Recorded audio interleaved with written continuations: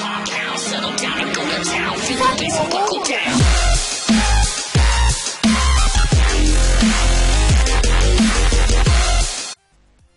YouTube, i dag så vil jeg vise hvordan jeg laver sådan en her fætter her. Sådan en syg en her. Det er en menneskekanon, kan man godt kalde det for. Nok det. Jeg kan vise hvordan jeg laver en bøf. Men først så skal jeg lige prøve at se det selvfølgelig. Så kommer der lige til ned, og så springer de. Bum.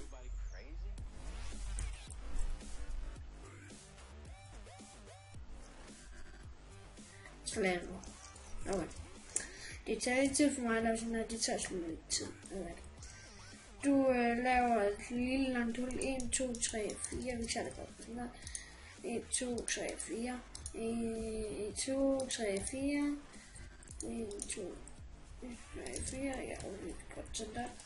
Så sætter du til her, nej, ikke sådan, jo, bare til TNT, vand ind i midten, bum, sådan noget redstone her. Det skal bare gå hurtigt der. Det er noget der ikke er så svært, det er faktisk nok det er easy.